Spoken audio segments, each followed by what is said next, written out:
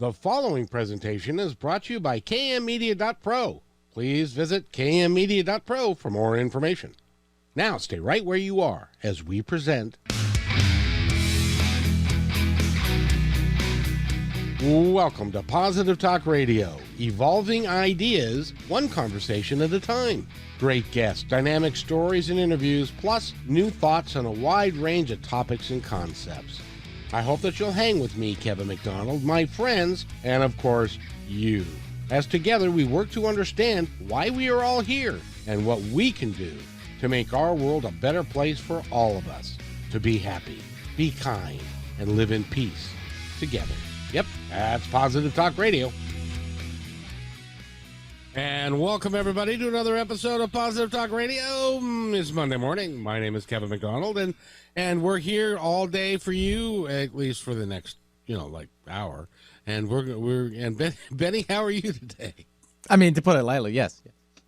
Yeah, yes, indeed. Well, we've got an extraordinary show for you. But before we go into that, It's not going to be 90 today. Woo! Is that correct, sir? Taking a break. Give Washington State a break. It was 90 all last week plus. It was super warm. We went out yesterday on the lake. We went to Lake Tapps with the girlfriend and the kids, and I got a little pink. I'm not going to show you. I know you were asking. I'm not going to show you. I should have been better prepared. Sunscreen, my boy. I know, but I get so tan too. I don't tan. I go from white to red. That's just the way it goes. It's a genetic thing. Yeah. And speaking of genetics and healthcare and all sorts of interesting things like that, we've got a great show for you today. And I hope, by the way, I want to let you know that if you're on your way to work and you find this subject interesting, and so you're going to be a little bit late to work because you're going to be listening, just to email Benny and he'll write an excuse for you. Right. Maybe not. But, I can only use doctor so many times. Exactly. We've got a great show for you. We're going to be featuring a book. It's called The Perfect Predator, and there's a subtitle there, and I'm going to have the authors tell us about that. And but it's a kind of a cross between the Andromeda Strain and a detective story, and also a story of somebody's true grit and would not settle for what everybody was telling her, and it actually saved her husband's life. So we're going to be talking about all of that, and I'd like to welcome the two authors of the book, Steffanie Strathdee and Tom Patterson. How are you two today? We're great. Good morning. Doing well. Good morning. It is awesome to have you here. Now, if you want to follow along, you can go to theperfectpredator.com, and you can also pick up the book from there and learn all about what is becoming, and I believe it's going to be a major issue of our time. As a matter of fact, Steffanie has been told, and in healthcare and time.com, they said that she's one of the top 50 healthcare practitioners in the country. You knew that, Steffanie, right? Well, I'm actually not a medical doctor, but so it's kind of a surprise that I got named as a healthcare influencer, but it was an honor because this treatment is now saving other people's lives and limbs. So let's talk about that. The first thing that I want to mention is that I've had sepsis, and they had to put me in the hospital, and I had antibiotics for 5 days, and just flooded my body with antibiotics. But in conversations with the doctors, they were concerned that antibiotics are not working the way that they used to, and they're not coming up with new antibiotics to combat bugs that are becoming resistant to antibiotics. So far, am I correct in that, Steffanie? Oh, yeah. In fact, it's getting to be a much bigger problem than anybody anticipated. The University of Washington, just local to you, published a paper in Lancet, the top medical journal, earlier this year that described in 2019, 1.2 million people per year around the world died directly due to a superbug infection, and 5 million a year were dying with a superbug infection. And that's much more than HIV or malaria. So by the year 2050, we're going to be seeing at least one person dying every 3 seconds from a superbug. Holy mackerel, you're kidding. Well, you wouldn't be kidding. You wouldn't be telling me that. Exactly. Well, and, just so people know what a superbug is, what we're talking about is a bacteria that's resistant to multiple antibiotics. And in Tom's case, he acquired a superbug that became resistant to every antibiotic under the sun. Well, it's interesting because I used to be in the chicken business, and they feed their chickens antibiotics because they want the herd to be healthy. And what they're finding is, and tell me if this is correct, what they're finding is by doing such a thing and people then consuming chicken, that humans are losing the antibiotics are using their effectiveness in humans. Am I close? You're absolutely dead on, because 70% of antibiotics in the US, Canada, and many other countries are actually used in agriculture. So, chicken feed, cows, pigs, as well as on crops. And if you're using the same antibiotics in animals and on crops that you're using to treat humans, then that's when resistance is occurring. We're acquiring bacteria directly from the environment as a result of this that are resistant to multiple antibiotics. And so we've got to stop doing this. And the reason that we do it, if somebody was asking, is that because they want to keep the flock healthy, because they don't get paid if the flock dies or gets really sick. And so they want to keep all the chickens healthy, so they give them the antibiotics to be able to do that, to prevent disease, but it has what I would call unintended side effects. That's true. I mean, yes, antibiotics are used in agriculture to prevent and treat disease, but one of the more sinister aspects of this is it's actually used off label as growth promoters. So it makes animals grow fatter faster. There's bans in place to try to stop that, but there's loopholes. So veterinarians don't have necessarily a time limit on a prescription that they give to a farmer. So these are the problems that we've got to solve, because it's affecting everybody. It is. Now let's talk about yours and Tom's journey, because it was quite a journey. First of all, it started off by you going to Egypt and wandering around the pyramids and having a wonderful time. Isn't that right? Well, maybe Tom should start until he starts to hallucinate. Hun, do you want to kick it off? I'm not on drugs, don't worry. This was back in 2015, and Egypt was on my bucket list. It's a place with a lot of history, obviously.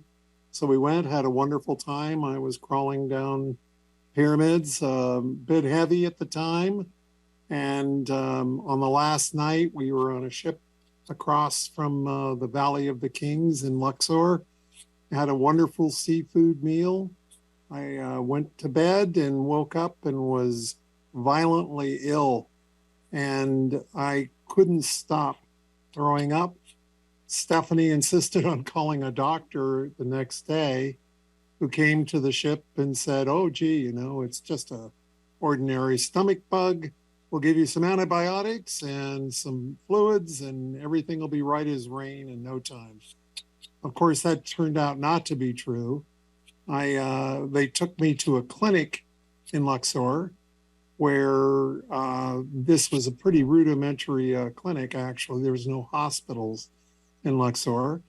And they eventually did a CT scan in a clinic in town and discovered something that they didn't want to talk about, but they seemed to be ready to let me leave town, so to speak. And Steffanie stepped in and got it together with the insurance company. And here's a lesson for everyone before we get too far into the story about antibiotics. We had health insurance, which included evacuation and if it was needed. And so I was evacuated to Germany and then home, and 7 ambulances. And all that cost was the cost of $23 for travel insurance. So I recommend that.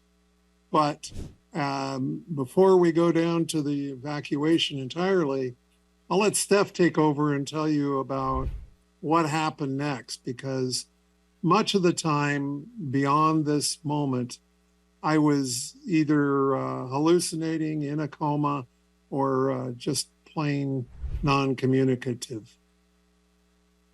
Steph?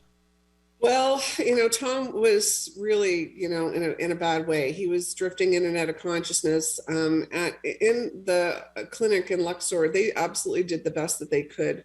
They did diagnose pancreatitis, and whatever they saw in the CT, they realized that he was having some complications. We didn't know what this pancreatitis was from. When he was medevaced first to Germany, they did an endoscopy and they found that a gallstone had stuck in his bile duct and caused a giant abscess to form the size of a small football. And so that's really what the problem was. But it didn't stop there, because this abscess became a nice little apartment for a superbug to move into. So they cultured this fluid from the abscess, which is brown and putrid. And clearly he had been walking around with an abscess for quite some time without realizing it, but he had picked up the superbug in Egypt because it was later sequenced and found to be an Egyptian strain. And so at this point, I was reading up, on pancreatitis and superbugs and trying to catch up, and realized that, the upwards to 90% of people that have these kinds of complications die from them. And this was before we even knew that the bacteria was resistant to everything. So we, had his daughters fly to Germany, and we had bedside vigils and just hoped that he would hang on. And luckily he did. And so they stabilized him and then sent him back home to San Diego, where, our physician friends at the ICU at UCSD's medical hospital in La Jolla were caring for him. And then things got even more dire. Steffanie, I have to ask you, and I want Tom to comment as well, but there was a point in time when the doctors came to you and said, we don't see much hope, and that we don't think that he's going to survive this. And so you went into the room and you had a conversation with Tom. Tell us how all that went. Yeah, so at this point, he'd been in the hospital about 3.5 months, and he was on a ventilator because his lungs were failing. He was on 3 different medications to keep his heart pumping, and the doctors had a meeting with us, and, they basically said, his kidneys are starting to fail, and do you want to start dialysis? In other words, they're asking me, do I want to, keep him on life support? And, I just didn't know what to do. We had talked about, what would ever happen if either one of us, got, deathly ill. And I knew that he said, if I'm brain dead, pull the plug. But his brain was alive. It's his body that was deteriorating. So I didn't know what he would want to do. So I had this conversation with him where I said, honey, I know you've been fighting really hard. And I know you're tired, and I want to grow old with you. And if you want to live, please squeeze my hand, and I will leave no stone unturned. And I didn't even know if he could hear me. I was just taking the chance that he could. And I waited, and I thought, oh, crap, he's not going to squeeze my hand. And then all of a sudden, he squeezed my hand really hard, like so hard it hurt. And, I got excited, my little blue glove, I fist pumped it in the air. And then I thought, oh, crap, like, what am I going to do now? I'm not a medical doctor. But the weirdest thing is that I found out months later, because obviously Tom lived, because you're talking to him today. I found out later what Tom was thinking when I asked him to squeeze my hand, and it will blow your mind. Tom, what were you thinking? Well, first off, let me say that my experience is probably not everybody's experience. At that very moment, having been in a coma for some weeks, and in total, I was in a coma for about 3 months.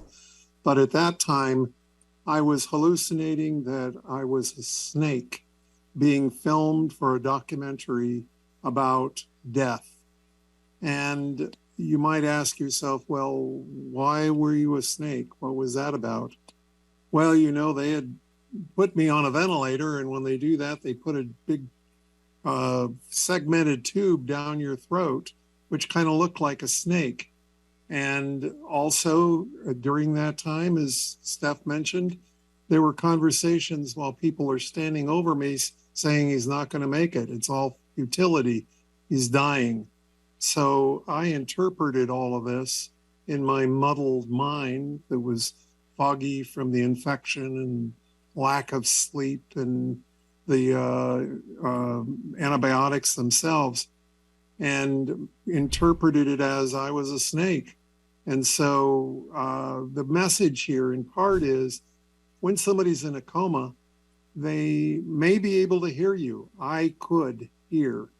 And so be careful what you're saying when somebody is in front of you, a loved one, and be gentle. Say positive things. It'll help them have a more positive experience.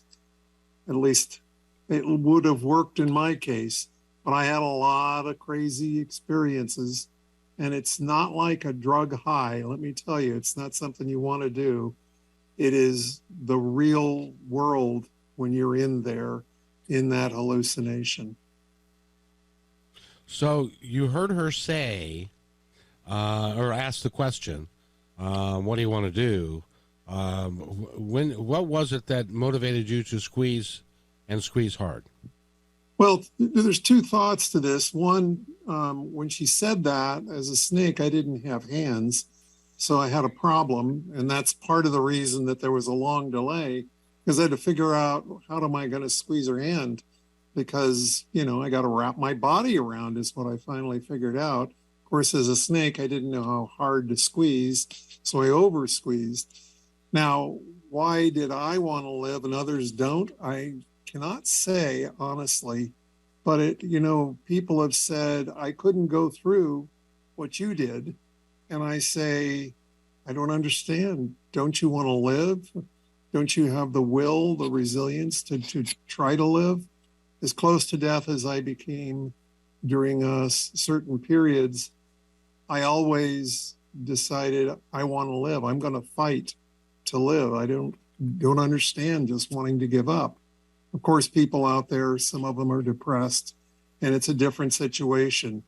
But I started off with what I consider to be a healthy mind. You might argue, God, you were a snake. You can't be healthy. Well, I got to tell you, because you have children and you have a lovely wife who loves you dearly, that is reason enough to want to continue on and indeed, your best fight. And you did fight your best fight, but suddenly, Steffanie, he says he wants to live, and you're not a doctor, and there is no protocol. What did you do next? Well, as I mentioned, I'm not a medical doctor, but I am an infectious disease epidemiologist. And, I know how to do a literature search. I went home and I did what anybody would do. I hit the internet, and there is a search engine that the National Library of Medicine has developed and made free of the public called PubMed, PUBMED. You can put any keywords in there and up will pop, peer-reviewed medical literature. And so I put in, the name of his superbug, which was Acinetobacter baumannii. It's taken me years to pronounce that properly. Could you even spell it? Well, I can now. But basically, the WHO has listed that superbug as the most deadly to human health, apart from, tuberculosis. And so it's a nasty one. And I put in other keywords like alternative treatments, multi-drug resistance. And lo and behold, I stumbled across a paper that talked about different potential treatments for the future. And one of them was bacteriophage therapy, or phage therapy for short. Now, phage therapy involves what? Well, bacteriophage are the natural predators of bacteria. They are viruses that have evolved to attack bacteria. They're the oldest and most populous organism on the planet. There's thought to be 10 to the power of 31, or a nonillion. That's 10 million trillion phages on the planet. So they're everywhere. They're in the oceans, where they keep, the number of bacteria in check. They're in soil. They're, under rocks. They're in our body. It's thought that 30 billion phages move in and out of our body every single day, keeping our microbiomes healthy. But we haven't really paid much attention to them. When most people think of the microbiome, they think of bacteria, but without the phages, we would have bacterial overgrowth. And so it's been hard to study phages until fairly recently, because some of them, are hard to culture. And so when I stumbled across this, I realized, oh my God, these phages were discovered over 100 years ago and already used to treat bacterial infections in humans. They were discovered even before penicillin. And they had a real heyday in the 1920s and 30s. Some people who are into literature will know the book Aerosmith that won the Pulitzer Prize in 1926. And it was a fiction, but it was based loosely on this guy, Félix de Harel, a French Canadian self-taught microbiologist. So anyway, he used phage therapy to treat successfully in humans and animals. But when penicillin came on the scene, it was forgotten in the West, and it was also taken up by the Soviet Union at the time. And they had the first phage therapy center, and it became one of Stalin's legacies. And so it got this reputation of being Soviet science. And as a result of that geopolitical bias, it was really pushed to the fringes of Western medicine. Now, you mentioned that there are lots and lots and lots and lots and lots of this. Is it because this is Mother Nature's way of holding down bacteria and keeping it from overrunning everything? Yeah, exactly. And the thing you need to know about phages is that they're very specific. So with that many phages on the planet, you realize that some of them attack certain bacteria and others attack other bacteria. So you have to find the perfect predator, if you will, to knock out the pathogenic bacteria that you're trying to kill. So it's kind of like a lock and a key. They attach to a bacterial cell through a receptor, they drill into it. Their genetic material, usually DNA, takes over the bacterial cell, turning it into a phage manufacturing plant. And so that bacterial cell is now like a zombie. It's not making bacteria anymore, it's making phage. And then when given the kill signal, those baby phages burst out and attack new bacteria, but only those that are a match to. The ones that are not a match, they leave alone. So they're filtered out by the body's own natural defense system, like the liver and the spleen and macrophages. And so they don't harm the other bacteria. So that's the beauty of phage, is that they don't hurt the friendly bacteria in our microbiome. They just take out the nasty ones. Isn't Mother Nature a marvelous thing? Because it provides us with all kinds of things that done naturally that you wouldn't think would be even possible, but it was done just naturally. It's amazing. Yeah, and and it's also weird to think that phage therapy really had been forgotten in the West for over 100 years. But all along though, the former Soviet Union, like the Republic of Georgia and Poland in particular, have been using phage therapy for years.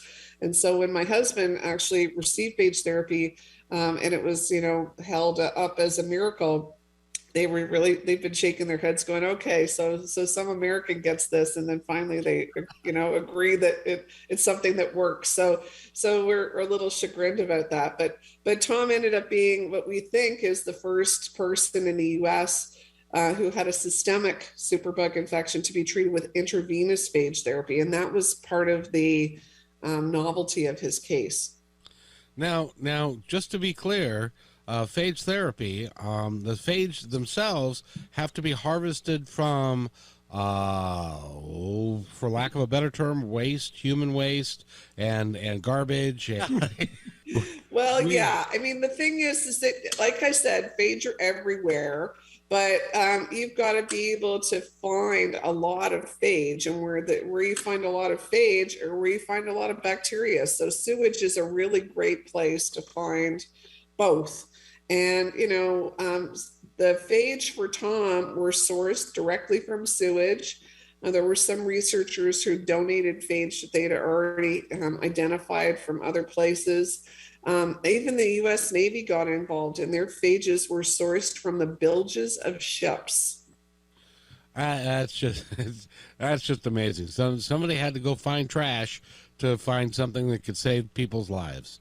Yeah. That is amazing. By the way, we are talking with Steffanie Strathdee and Tom Patterson.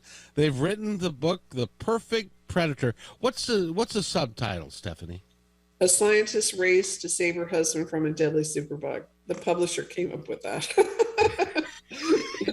That's say that again. Okay, so it's The Perfect Predator, a scientist's race to save her husband from a deadly superbug. Oh, very good. When's the movie coming out, by the way? Well, we actually have had Hollywood interest, so who knows?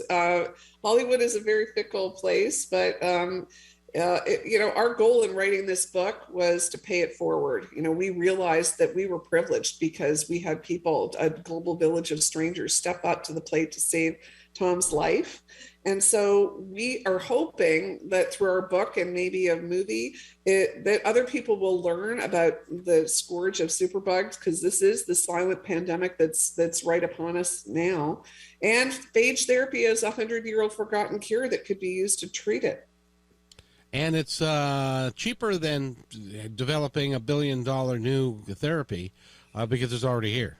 And and the point too is that pharmaceutical companies have gotten out of the antibiotic business largely because it's not, cost effective for them, because multi-drug resistance is occurring so quickly. So that's another reason why the pipeline is drying up, and we need alternatives. But phage and antibiotics can actually work together. They have a synergism sometimes, and if we can capitalize upon that, then we'll be able to to get past this. It is so cool that you are working hard and not only are you saving lives, you saved your best friend's life, which is an amazing thing to be able to do. Well, I still wake up some mornings and I think, did this really happen? And then all of a sudden, Tom will have some kind of medical event, it'll all come rushing back. We both had PTSD as a result of this. It's called post-ICU syndrome, and we had to be treated for it. And we get a lot of COVID survivors coming to us and telling us that they really relate to our book because they've gone through similar ordeals. So we're just totally blessed, And he takes out the garbage every time I ask him now too. Good for you, Tom. Now, we're going to need to take a break real quick, but when we come back, I want to talk about having to go on a ventilator, because many times, and COVID has made this clear, many times when you go on a ventilator, you never come off. And we're going to talk about that and more with Steffanie and Tom when we return. So please stay right where you are. You're listening to Positive Talk Radio on KKNW 1150 AM.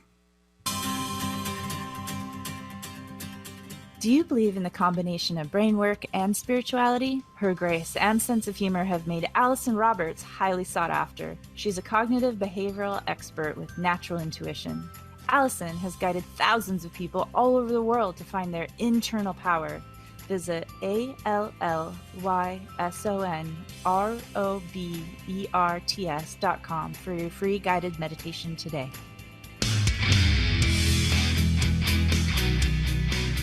My name is Kevin McDonald, and I created Positive Talk Radio on KKNW 1150 AM. And if you like what we're doing here, evolving ideas one conversation at a time, we have so much more to offer you on positivetalkradio.net. Over 160 podcasts and growing. Great positive guests and many thoughts and ideas designed to help you and your family live life just a little bit better.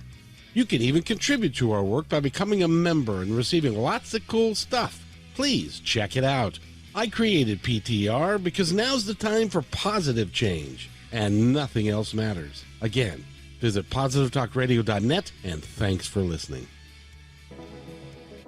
When you want to say more than words communicate, you can with flowers. Your custom boutique floral studio in Bothell, Washington is anaturaldesign.com, connecting you to nature through the language of flowers. Where your people are is where our flowers are beautiful. Your success is our goal. Now through New Year's Eve, here's your exclusive bonus for being our appreciated listener. Type in promo code Positive Talk Radio at checkout to receive $20 off your order. Our gift to you for being here with us today. anaturaldesign.com. Have you ever said, how did I do this again? Want to create your own powerful life? Well, Allison Roberts can help resolve the issues that keep repeating by creating a new outcome. She is one of the top 100 coaches in the world and will help you achieve your dreams. Email her at allison@allisonroberts.com or visit allisonroberts.com and receive a free guided meditation and discover all of her ongoing programs and events.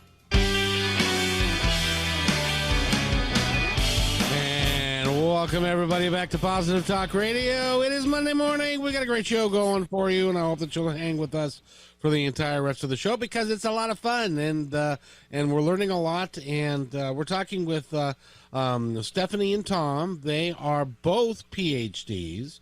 They're not doctor or medical doctors, but Steffanie is a infectious disease epidemiologist, and, you know, Thomas, something struck me when you said that you are an experimental psychologist. So I wanted to talk to you about that. But first, before we go there, I promised that we would talk about, Steffanie, what was it like when they said to you, we need to put Tom on a ventilator?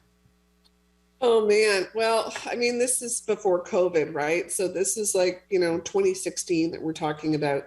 And, I like to think of myself as a pretty knowledgeable person, but it never occurred to me for some reason that when somebody goes on a ventilator that they can't talk, because obviously a tube is down their throat and they've got this contraption in their mouth. And, it was, I realized I might never have a conversation with him again. Now, later, he'd been on a ventilator so long that they decided to actually do a tracheostomy where they put the ventilator tube in the person's a hole in their throat. And that was obviously also very scary. But when he started to recover after he received phage therapy, which we can talk about as well, you can actually train somebody to speak when they're on this tube, but the hole in their throat has to be capped. And they have to have a speech pathologist teach them again, like how to swallow and how to, speak, and because all of those muscles have atrophied. I mean, it's really shocking to see that your loved one go through this. I tell you, and Tom, I got to ask you. You mentioned earlier that even though you were in a coma, you were tired because you weren't getting a lot of sleep. That's a weird thing for people to understand and get their head around, because they assume that since you are unconscious that you're actually kind of asleep, but you were awake unconscious. Is that fair? That's very fair. I really do believe that I had a wake sleep cycle that, when I was awake, I was actively hallucinating and, hearing what was going on in the environment around me. But then there were periods when it was just like what you or I would go through in sleep. You might have a dream or something, but, the one thing when you start talking about being on a ventilator, I think a couple of things. Steph already mentioned that, you can't communicate, and not being able to communicate is very, very frustrating. But also, I think people don't really realize, you might imagine that, it's helping you breathe and all's well. But that mechanical device actually weakens your lungs. So in the end, when they remove it, your lungs are actually weakened. And so, one point about my whole experience that I think is important for people to realize is if you're laying in a bed for 9 months, it takes about 5 times as long to recover from that once you're out of bed as it does that time. So it's about 4 years of recovery. And had I been able to receive phage therapy early in my illness, I wouldn't have been in bed for 9 months. And hopefully I wouldn't have had the long recuperation that I did. Exactly, which is It's heartbreaking because, guys, I was also thinking about people with COVID that they are on a ventilator, but their loved ones can't even be in the same room with them. And so they're alone on a ventilator. And the COVID thing has made it really, really, really tough. And I feel sorry for all people that had to go through that. I agree. In fact, one of the things that people don't realize, when you're in a coma, more than half of people come out of them and they're cognitively impaired. I believe that some of the reason that I'm not impaired, I mean, I'm back to work, seems like I'm not impaired, was because people were next to my bed all the time, and holding my hand, even though they were gloved, and so I didn't have real human touch, but just having people talking to me, stimulating me. My one daughter was singing to me, playing her guitar. The other daughter was reading bird identification books. I'm a bird watcher. And, graduate students and other people were coming in and just sitting and talking to me. And that really made a huge difference. I think that also helped me, with the desire to live. So the moral of that story is, if you have a loved one who happens to be in a coma, they're not unconscious. They're in a coma, but they might be aware of what's going on around them. Is that right? Yeah, I like to say when you're in a coma, you're not a loaf of bread. Well, that's good to know. Well, and it's interesting because we've given talks to medical doctors, and when Thomas told them that he could hear when they were in a coma, there's an audible gasp. And physicians have told us that it's changed the way that they deal with patients now. And they should talk to patients as if they are conscious and saying, I'm just going to put this cold compress on you right now, or, you're going to feel a little prick in your arm, and, those kinds of things. It's a sign of respect. So you two have changed medical science in more ways than you can even count, really. Well, we certainly didn't do this alone. I mean, obviously, without Tom's will to live, he wouldn't have, because it would have been so easy to let go. And I certainly had wonderful help at the University of California, San Diego, where we work, the whole medical school, and right up to the administration. When I proposed phage therapy to cure him, a lot of people thought that this was a nutty idea, but they were willing to give it a try, and they helped me cut through the red tape. In particular, Dr. Chip Schooley, who is a well-known infectious disease physician, he took on, liaising with the FDA to get approval to use phage therapy on a compassionate basis once we found phage that were matches. And, we had a lot of help. But I have to say, what's really gratifying is that we now at UC San Diego had the first dedicated phage therapy center in North America called IPATH. It's the Center for Innovative Phage Applications and Therapeutics. So if somebody is listening and you have a loved one who has a superbug infection, we're a nonprofit. You can contact us at ipath@ucsd.edu for a free consultation. And if you're eligible for phage therapy under the current FDA guidelines, we will help. And there are partner labs all around the world. And there's now phage therapy programs at Baylor, at Yale University. The Mayo Clinic in Rochester has a phage therapy program. There's phage therapy has been offered to the first patients in Canada. Ireland is about to give their first case. Phage Australia has taken off. There's a phage therapy program in France and in Belgium. And of course, the Poles and the Georgians have been doing this for decades. Boy, the two of you must be really proud to be able to make such a big deal about this and to get so many people involved. But Steffanie, I got to ask you, when you presented, the first person you presented this idea to, did they look at you like you were, like sort of nuts or just grasping at straws, or did they take you seriously? Well, I wrote an email late at night when I found that paper on phage therapy to Dr. Schooley, who is a personal friend of ours. And, he was the chief of the infectious disease division at UC San Diego at the time.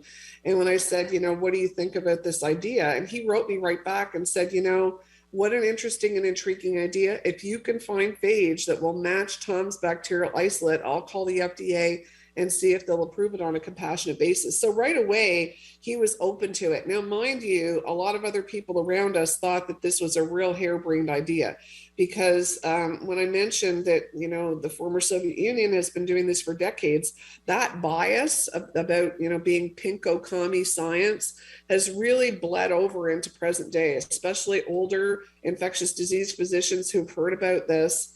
They think, that this is bad science. And so we've had to really do our homework to kind of change the bias that was really present as a result of this being, a Soviet medicine.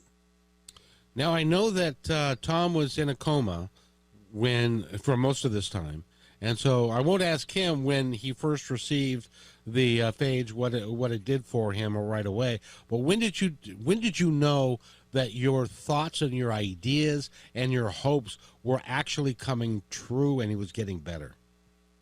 Well, we had two different teams that agreed to help, that turned their labs into command centers. One was at Texas A&M University, and the other one was at the U.S. Navy Medical Research Center in Frederick, Maryland. That's the same group that worked on the anthrax attacks and the letters. And so, they're into biodefense.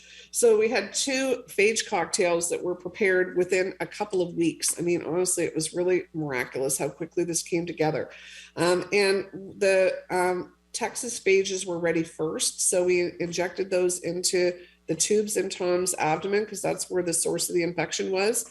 And he was stable. He didn't have any adverse effects, but there was no immediate change. But then when we got the Navy phages, those were thought to be more virulent. That was 2 days later. And Dr. Schooley had received advice that we really should treat him intravenously, because Tom was fully colonized with the superbug. I mean, it was not just in his blood, but it was in his sputum. It was everywhere. So the thought was, if there was a hidden reservoir of bacteria that the phage couldn't reach, that it would become resistant very quickly, and then it would be game over. So that was very scary, because nobody knew if injecting phage into somebody, and we did 1 billion phages per dose every 2 hours. We didn't know if that was going to cure him or kill him, because if the body saw those phage as an invader, then, and if he had another case of septic shock and he'd already had 6 cases, then he would die. So here I was, Tom has 2 daughters that are my stepdaughters, and I had to convince them that this was a good idea. Luckily, they went along with it. But if he died from something that was my idea, I mean, the weight of that decision was absolutely crushing.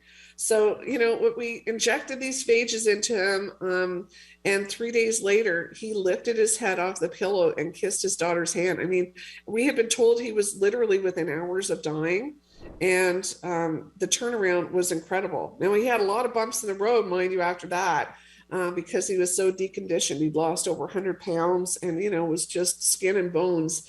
But, he continued to improve. He was on phage therapy for a month, and then we took him off of it, and his own body was strong enough to fight the infection after that. And he fully cleared the infection after 3 months. Tom, do you remember what your first memory was after you'd been given the therapy and you were starting to get better? Do you remember what your first thought was? I remember my daughter there with me and being aware of that, but kind of interesting, when you come out of a coma, it's not like in the movies. You don't start to think, oh gosh, I'm hungry, let's go out, and I'm tired of laying here, anything like that.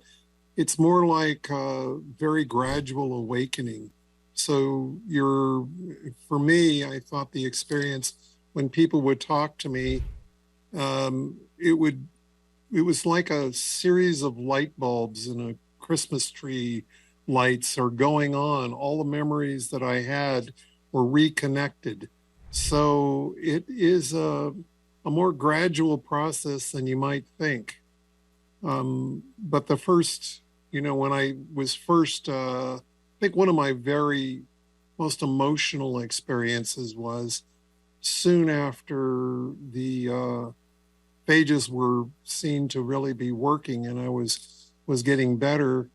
there was a child in the Middle East who had a superbug, and they decided to give him phages. And I just remember how I felt like, oh my God, this experience is worth it. It's not just for me, it's for other people too. To have that, makes you really think maybe this is the reason that I'm suffering this way and the reason I'm on this earth.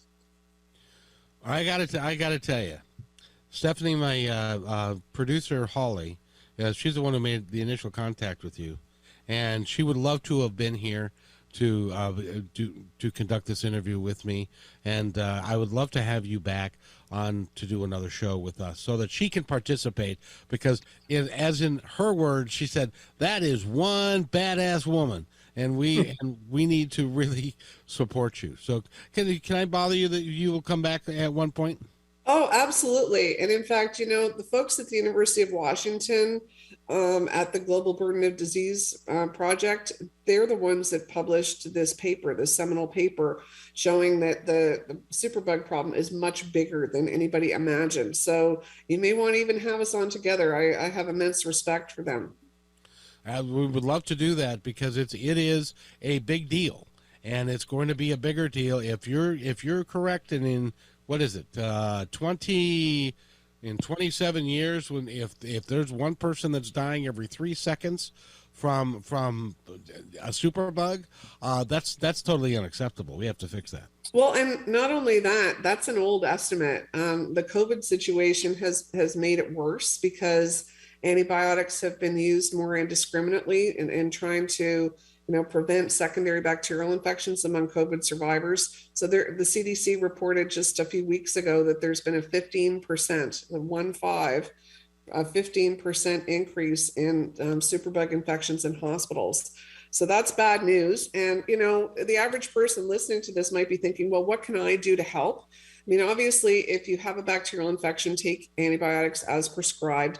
But if you have a viral infection, you don't take antibiotics. They don't work against that. So don't try to get them any other way. But also, you have purchasing power when you go to the store. You can buy meat, if you eat meat, that is not treated with antibiotics. And that purchasing power makes a difference on the industry. I mean, Kevin, you said that you used to work in the chicken industry. The chicken industry has actually paid attention. There are companies now like Purdue and Tyson that are starting to have antibiotic-free chicken because that's what people want. And some people will pay a little bit more for that. So this is the kind of work that we need to do. It has to be multi-pronged.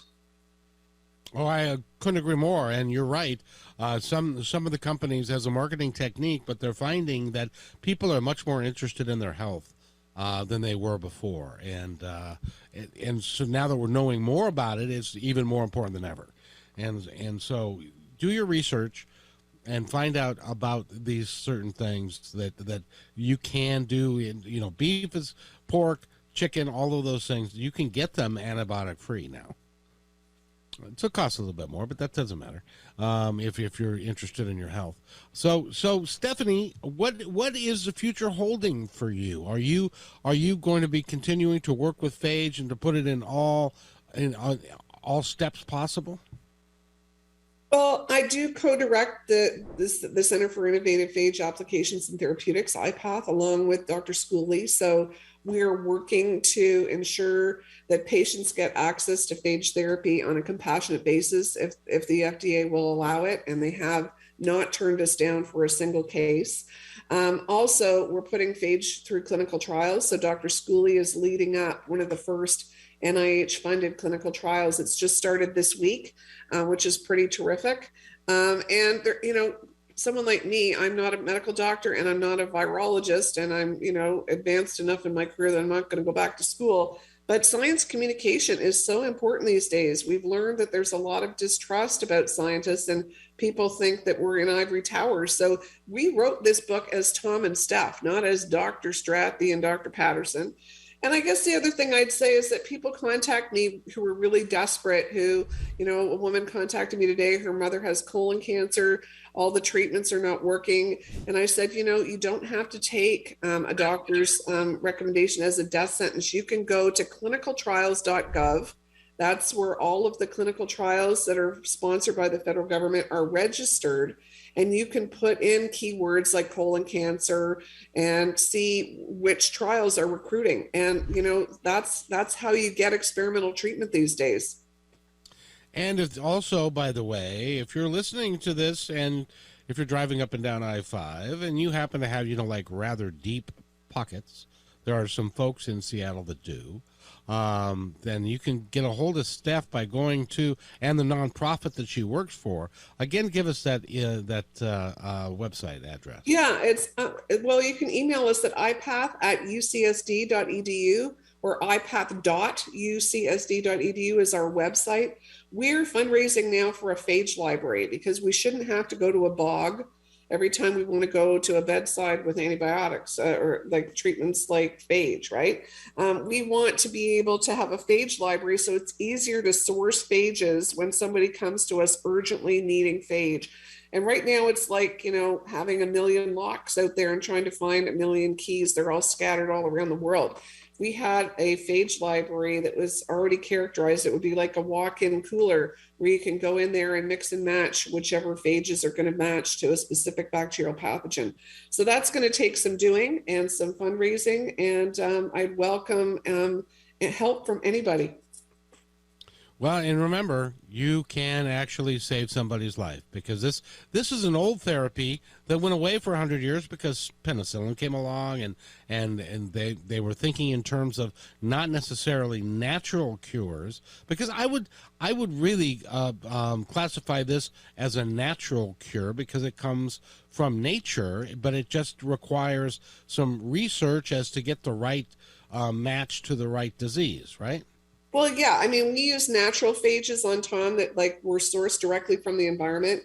But, with the advance of CRISPR-Cas gene editing and other types of techniques like metagenomics, there are genetically modified phage and even synthetic phages that are being developed now by biotechs. And that's really exciting because those are easier to patent and we can improve upon the lifestyle of the phages, because sometimes we find phages that don't behave exactly like we want them to. In the book, I call them, the sleepy phages that enter the bacterial cell and combine with the bacterial cell DNA and hit the snooze button.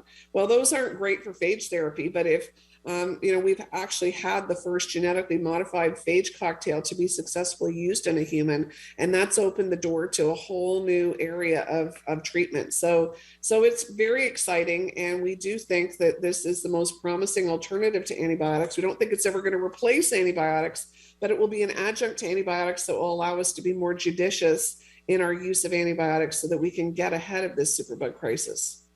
I think what you're doing is terrific, and I'm glad it's had such a positive personal effect in your lives. So we've just got a few minutes left, and I want to give Tom the opportunity. Tom, you were on death's door for a long time. You were in bed for 9 months, which takes years to recover from. How you doing today? I'm doing great. You don't go through what I did without some dings. You might, you end up with, I'm now a diabetic because I lost part of my pancreas, and sometimes I have a little trouble digesting things because I lost my gallbladder. These things dissolved actually in my guts. And, but I mean, how can I complain? Here I am, out walking this morning, and, we're traveling, and I'm able to talk to you, advocating for patients and phage therapy. I'm a happy camper. Well, I'm so glad that you have a loving wife and you have a couple of loving daughters that I'm sure that they are just thrilled to death that you are with them every day. Thank you. I know that's true. And Steph, you are an amazing woman, and I would love to I'm going to step aside and let you have a moment or two to tell our audience anything that you would like them to know. Well, I guess whenever we talk to people like you, where there's a lot of people listening, we get a lot of requests from patients and people that are desperate. So if you have a superbug infection or know someone that does, and it's not responding to antibiotics, you can contact us at ipath@ucsd.edu, and we have physicians that will review the case. It's always best if your physician contacts us because we have to be in touch with them too.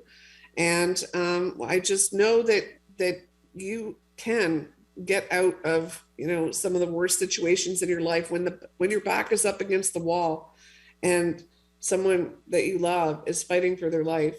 You don't have to take death as an answer. Sometimes there are solutions, and if you find the right people and you're dedicated enough, sometimes you'll be blessed like we were. Well, and bless you both, and your story is remarkable. Go and get the book, which again is called It's The Perfect Predator: A Scientist's Race to Save Her Husband from a Deadly Superbug. I'm glad you said that. Thank you so much. See us Wednesday at 4:00. Holly Dowling is going to be here, and thank you so much. And by the way, be kind to one another because each other's all we got. We'll see you Wednesday at 4:00.